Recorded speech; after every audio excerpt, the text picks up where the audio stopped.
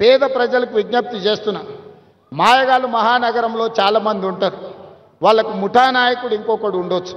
వాళ్ళందరూ కలిసి ఈ మహానగరంలో వివిధ ప్రాంతాల నుంచి వచ్చిన పేదల్ని మాయ చేసి ప్రభుత్వ స్థలాలను మీకు అమ్ముతే అగ్గోకి సగ్గోకి వస్తుందని తీసుకోకండి. మీకు అందరికీ ఏ రకంగా ఆదుకోవాలనో ప్రభుత్వం ఆలోచన చేస్తుంది, ఒక మంచి నిర్ణయం తీసుకుంటుంది. అందుకే మనస్ఫూర్తిగా దసరా పండుగ సందర్భంగా ఈ నగరవాసులందరూ మూసీ నది పునరుజ్జీవం కోసం సహకరించండి. మూసీ నది పరివాహక ప్రాంతంలో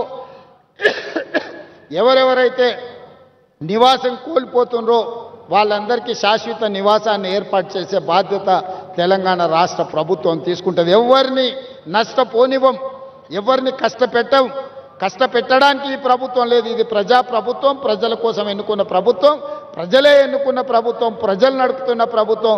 ఈ ప్రభుత్వం పేదలకు అండగా నిలబడుతుందని తెలియజేస్తూ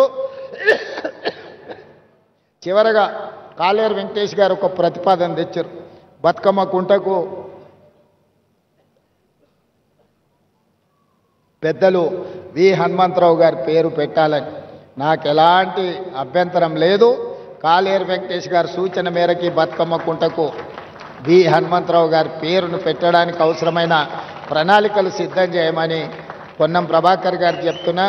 వారు చెప్పబట్టే ప్రగతి భవన్కి జ్యోతిరావు పూలే పేరు మనం పెట్టుకోవడం జరిగింది. హనుమంతరావు గారి సూచన మేరకే పేదల ప్రజాభవన్గా మార్చి జ్యోతిరావు పూలే ప్రజాభవన్గా హనుమంతరావు గారి సూచన మేరకే నిర్ణయం తీసుకున్నాం.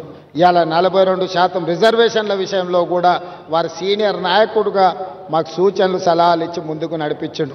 వారి అనుభవాన్ని ఈ ప్రభుత్వం పూర్తి స్థాయిలో వినియోగించుకుంటుంది. వారి గౌరవానికి భంగం కలగకుండా ఈ కార్యక్రమాలను ముందుకు తీసుకెళ్తాం. అంబర్పేటలో డాక్టర్ రోహిన్ రెడ్డి గారు ఈరోజు ఈ కార్యక్రమాన్ని సమన్వయం చేసి విజయవంతం చేసినందుకు రోహిన్ రెడ్డి గారి టీంను కూడా మనస్ఫూర్తిగా అభినందిస్తూ సెలవు తీసుకుంటున్న. ధన్యవాదాలు మిత్రులారా.